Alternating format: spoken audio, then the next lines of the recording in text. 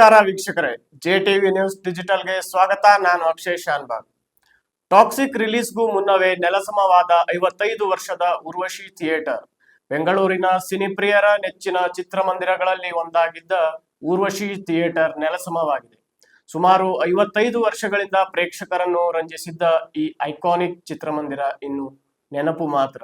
ಹಲವು ದೊಡ್ಡ ಸಿನಿಮಾಗಳ ಪ್ರದರ್ಶನಕ್ಕೆ ಸಾಕ್ಷಿಯಾಗಿದ್ದ ಊರ್ವಶಿ ಥಿಯೇಟರ್ನ ದೀರ್ಘ ಪಯಣ ಅಂತ್ಯಗೊಂಡಿದೆ. ಟಾಕ್ಸಿಕ್ ಸಿನಿಮಾ ಬಿಡುಗಡೆಗೂ ಮುನ್ನವೇ ಥಿಯೇಟರ್ ನೆಲಸಮವಾಗಿರುವುದು ಸಿನಿಮಾ ಅಭಿಮಾನಿಗಳ ಗಮನ ಸೆಳೆದಿದೆ. ಲಾಲ್ಬಾಗ್ ಮುಖ್ಯ ರಸ್ತೆಯಲ್ಲಿದ್ದ ಈ ಚಿತ್ರಮಂದಿರವನ್ನು ಜೆಸಿಬಿ ಮೂಲಕ ನೆಲಸಮಗೊಳಿಸಲಾಗಿದ್ದು, ಬರೋಬ್ಬರಿಗೆ 55 ವರ್ಷಗಳ ಕಾಲ ಸಾವಿರಾರು ಸಿನಿಮಾಗಳಿಗೆ ಸಾಕ್ಷಿಯಾಗಿದ್ದ ಥಿಯೇಟರ್ ಇನ್ನೂ ನೆನಪು ಮಾತ್ರ. ಶಿವರಾಜ್ ಕುಮಾರ್ ಅಭಿನಯದ AK47 ಸೇರಿದಂತೆ ಹಲವು ಯಶಸ್ವಿ ಚಿತ್ರಗಳು ಇಲ್ಲಿ ಭರ್ಜರಿ ಪ್ರದರ್ಶನ ಕಂಡಿದ್ದವು. ಅನೇಕ ಸ್ಟಾರ್ ನಟರ ಸಿನಿಮಾಗಳಿಗೆ ಊರ್ವಶಿ ಥಿಯೇಟರ್ ಪ್ರಮುಖ ತಾಣವಾಗಿತ್ತು.